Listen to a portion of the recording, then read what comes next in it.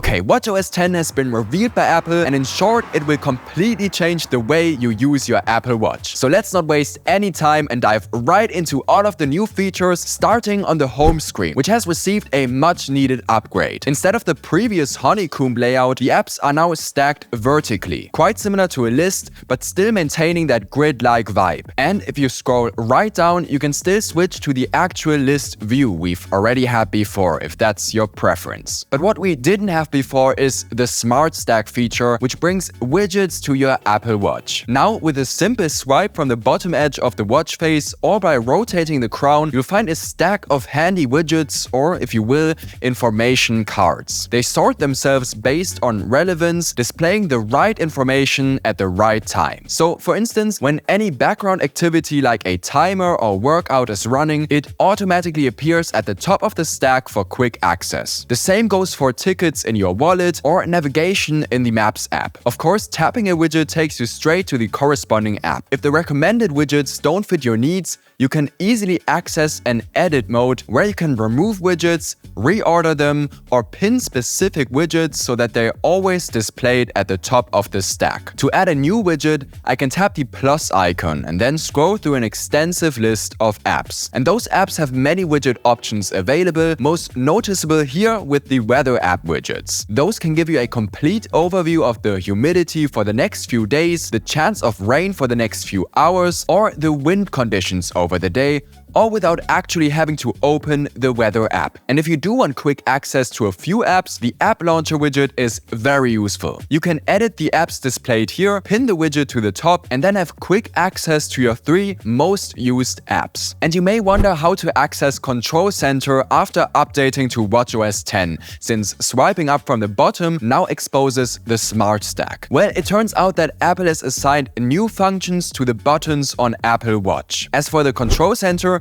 you can now open it by pressing the side button. Oh, and before I forget, we got a fresh new design here too. Well, now that the side button opens the control center, the dock can be accessed by double pressing the crown. The dock now always shows you a history of your last opened apps, similar to the app viewer on iPhone. To remove an app from this view, you can just swipe it to the left. Okay, very neat, but watchOS 10 doesn't stop there, because the UI has received a system-wide design update, meaning basically every Apple Watch app now looks so fresh and so clean. Again, most noticeable in the Weather app, which now closely resembles its iPhone counterpart, including the animated backgrounds. What's more, nearly every Apple Watch app now features a cards view, meaning you navigate through the apps by scrolling or swiping down. Each swipe down reveals another card, showing one category of information each, like here in the Weather app. The first card shows the current conditions, and by tapping the screen, you can cycle through the general conditions, temperature, precipitation, wind, and so on. You get the idea. The next card displays the conditions of the next 24 hours, and again, tapping the screen cycles through the different types of data. Scroll down again, and we've landed on the last card showing the conditions of the next 9 days. Again, the point is this new design language with those cards, which we can also find here in the Activity app. Each card showcases one type of activity data, and it beautifully makes use of the complete screen size. Buttons at the corners take you to your weekly summary, activity data from your friends, or your rewards. The Music app also got a makeover with a simpler interface. Especially the Listen Now screen makes it easier to find and play your favorite tunes straight from your Apple Watch. There are many more recommendations based on your listening history. Plus, the Now Playing screen has been improved and, in my humble opinion, looks way better than before. And on that note, the Maps app now opens directly to the map view. The search interface can then be accessed by tapping on the search icon, and it prominently features your favorite places for quick access. And before I forget, you can now use offline maps on your Apple Watch. You can't directly download them to your watch, but with iOS 17, you can download a map to your iPhone and then access it without an internet connection on your Apple Watch 2 if it's within reach. No more getting lost when you're off the grid. Some smaller design changes have been made to the Stocks app, which again makes use of the cards view to display the stock curves. In the Home app, You now find some filtering options at the top, so for instance, I can only view my lights or exclusively check out my devices that can show me the climate. Again, similar to its counterpart on iPhone. And the Messages app now first shows your pinned contacts for quick access, and then if you scroll down, displays all your chats.